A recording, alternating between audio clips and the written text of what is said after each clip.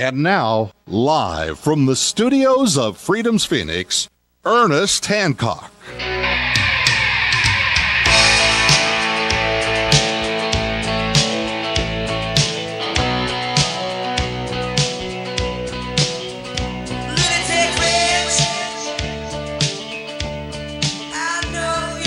Yeah, the lunatic fringe. I know you're out there. Yeah, but who gets to decide who's the lunatic? People that are, learning how to sustain themselves in troubled times that be a-coming. How crazy are they? Like a fox. All right, so here's what I want to focus on for Marcin Jakubowski with Open Source Ecology.org. Now, what we're doing is he needs help. You know how it is. You're running all kinds of an effort that has so many different components to it. You got to have people that you can trust. You got to have people that you can count on. You got to have people that free you up so you can do what you do best. You need some people. So tell us about, when you're building these homes, you're going to need somebody that has general contracting experience or just somebody that's, willing. I mean, what are the exact construction project manager is a big task right now for the build out. Okay. Using our equipment, so some familiarity with operating and maintaining equipment.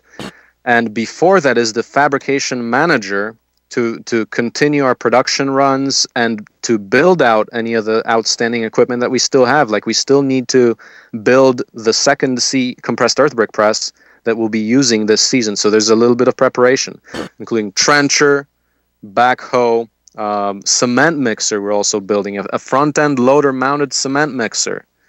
And we got to get our hay baling operations up to basically generate the... So tell us how these walls in the buildings. Yep. Are you pouring a foundation? Is it going to be on the dirt? Or are you... how are you doing? No, there'll be pretty much standard foundation techniques. The workshop is going to have a slab in it, finally, after being in the dirt for too long here.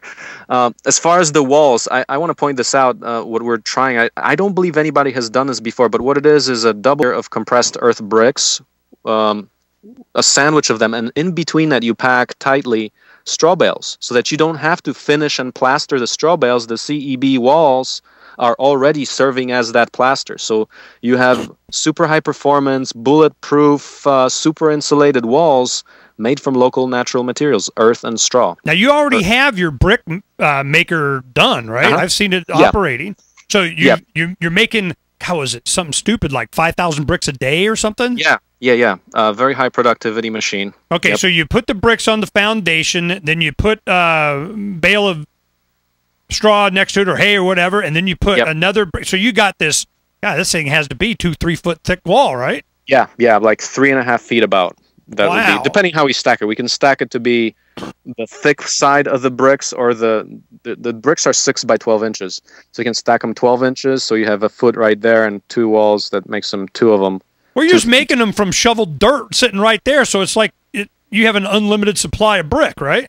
Yeah, except you'll notice that you need some heavy machinery to move all that dirt, because with 16 bricks per minute max, you're handling lots of cubic yardage of soil. So we build the soil pulverizer, which attaches to the front of the tractor to handle that dirt, to pulverize it and load it into the machine. Ooh, man. All right. Now, let's imagine that somebody says, I'm interested in this. I want to go play. I'll go spend a week. I'll go spend a month. I got some skills. Heck, I'll just bring some of my own. I'll bring a hammer. Okay. So they go out there. What are the requirements? Okay, you're here. I'll just bring up some situations.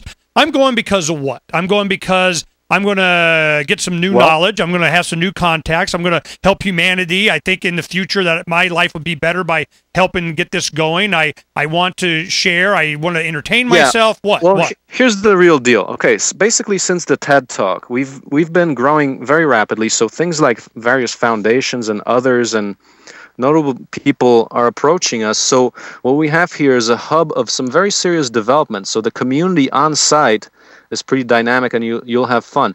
But the biggest thing would be that we're developing some really serious equipment, and you would get the first hand in terms of seeing how that's done and learning. Like, for example, if anyone's a fabricator out there, we have a fabricator in training right now here who will start a fabrication business to produce the tractors and compressed earth brick presses.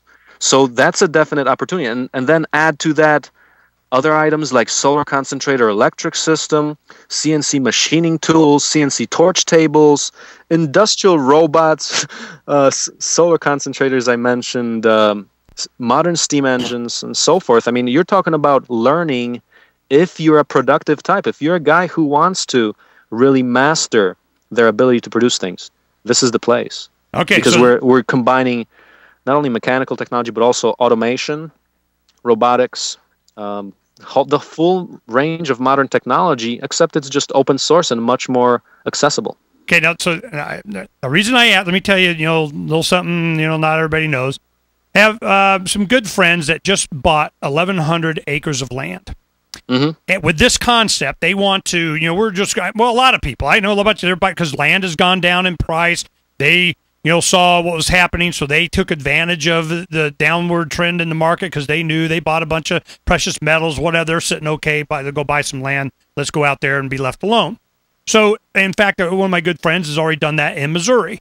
So I'm going, all right. So they come in and they said, we want to transplant this. We'll send some guys to learn this and create, and we'll replicate it over here, or we'll start manufacturing from your facility there. I mean, I'm wondering what limitations you have I'm sure you probably went down the IRS little papers, 501c3 kind of something, and you're going, what limitations you have on somebody actually manufacturing something, making a profit, or being able to do, what limitations do you have that way?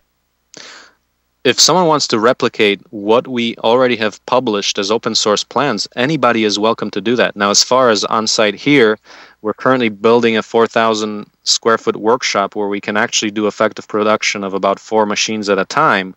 So that's significant earning opportunity there.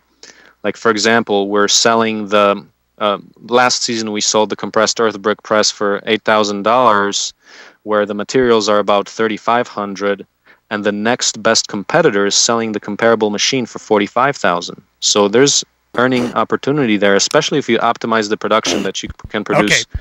While I got you a on machine in 1 week to earn, say, $5K a week from one machine. Now, while I got you on, I want to let you know there is a company called Wonder Soil that uses compressed pellets of their mix. That they are in Home Depot. They have Lowe's and Ace Hardware and all that. I mean, they're really expanding quickly. We just did a video thing that we're having in the magazine Monday and Tuesday. When I showed them what you guys were doing and the video, they used these high presses to do this. She goes, I need more of these. I need, and she's been trying to get hold of you and can't, because I know you're busy and so on. I need to know before we leave, and I lose you on Skype here, that we get some kind of contact information. I got to buy her your product right, not later. Open Source Ecology at gmail.com. Just go to the website. No, you'll see it in your email. No, you'll see it in your email. She's been sending. My contact is there. Okay, so you take a look for that. It's from Wonder Soil, Patty at Wonder Soil. And she's looking to purchase some of these machines now. Yeah. So this is, and this is, you've had more interest in this than just exactly what I'm doing right here. People want this stuff. They're going, look, man, that's what I need. Something easy to fix. It works. It does. It goes, it does, no big giant frills and plastic breaking all the time. So I'm going, so this is, I can see where this is going, and you're going to be a threat to somebody. Has there been any opposition from anyone in you doing this?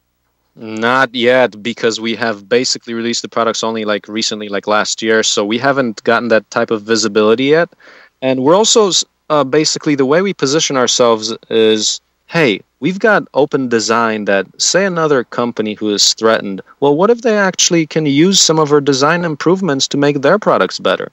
We're open to those kinds of options as well. So our arms are open to everybody. And yes, we understand those issues, but we just don't have time to worry about that. So have you started on creating? Have you started on farming yet? I mean, is that a part of this, or are you just too busy making goodies to farm? We've got so far we've got an orchard of about 400 trees, but really next year, once we get the open source bulldozer up and running, we're going to stabilize this place for erosion by berming and digging ponds. More with Marcin Jakubowski, OpenSourceEcology.org. We'll be right back here on Declare Your Independence with me, Ernest Hancock, in just a little bit.